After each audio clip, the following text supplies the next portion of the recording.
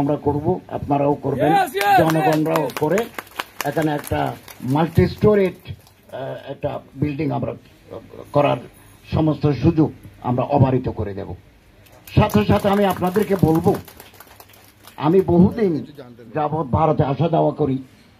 আমার ডক্টরাল থিসিসের একজন এক্সামিনার লখনৌ বিশ্ববিদ্যালয়ের, ওখানে গেছি, লখনৌতে গেছি, কানপুরে গেছি, দিল্লি গেছি, আজমির গেছি, বড় বড় মাজার যেগুলো আছে এগুলো দেখেছি, এবং মথুরা গিয়ে আমি শ্রীকৃষ্ণের পবিত্র জন্মস্থানে দেখেছি এবং পুরোহিতের সাথে কথা বলেছি যে আমি ভিজিট করতে পারবো কিনা। তিনি বলেন ইয়েস, ভিজিট করেছি। উনি আমার একটু ব্রিফ করলেন যে শত শত বিধবাকে এই মন্দির থেকে ওনাদের ভরণ পোষণের ব্যবস্থা করা হয়। আমি আশা করব এখানে যদি একটা মাল্টি স্টোরেজ বিল্ডিং হয় এবং বিভিন্ন প্রজেক্টের কাজ চলে, তাহলে অনাথ প্রতিপালন, বিধবাদের ভরণ পোষণ, এই মানবিক কাজও আপনারা করবেন, এটা আমি প্রত্যাশা করি। এবং আমি জেনে অত্যন্ত আনন্দিত হয়েছি আজকে জন্মাষ্টমীর ব্যয় কিছুটা সংকোচন করে আপনারা এই অর্থ বন্যার্থ মানুষের কাছে মাঝে পৌঁছিয়েছেন। এই মানবিকতার জন্য আমি আপনাদের আন্তরিকভাবে ধন্যবাদ জানাই।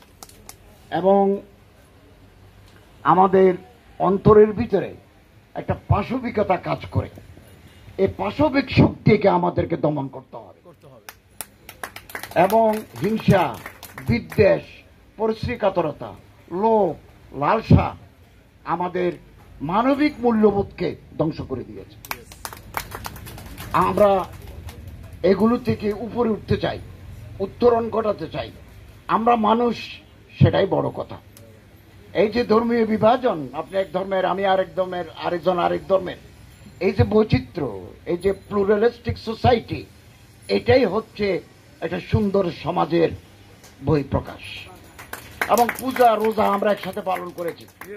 এই বাংলায় একজন হিন্দু, গিরিশচন্দ্র সেন, পবিত্র কোরআনের তর্জমা করেছেন এবং হোসেন শাহ, ইলিয়াস শাহের জামানায় ডক্টর দীনেশ চন্দ্র সেন তার বইটি লিখেছেন। রামায়ণ, মহাভারত বাংলায় তর্জমা হয়েছে ব্রাহ্মণদের মাধ্যমে, এটার উদ্যোক্তা ছিলেন মুসলমানরা।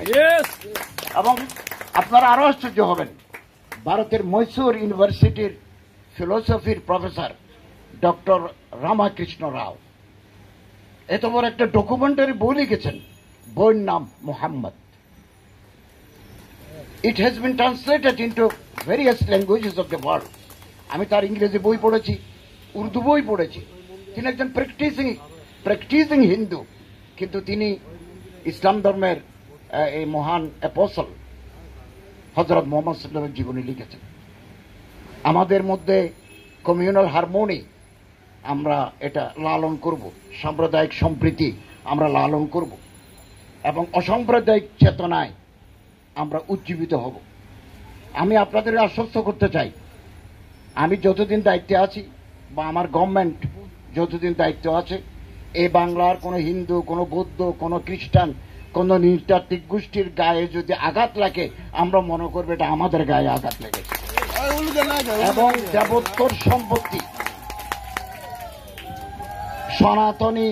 সনাতনী ভাইদের দেবোত্তর সম্পত্তি স্পষ্ট দলিল যদি থাকে, কোনো ল্যান্ড ডিসপিউট যদি না থাকে, এগুলো উদ্ধারের জন্য আমার সচিব মহোদয় আছেন, স্বরাষ্ট্র মন্ত্রণালয়ের মাধ্যমে, ল এনফোর্সিং এজেন্সির সহায়তায়, প্রশাসনের মাধ্যমে আমরা এগুলো উদ্ধারের আন্তরিক প্রয়াস চালাব।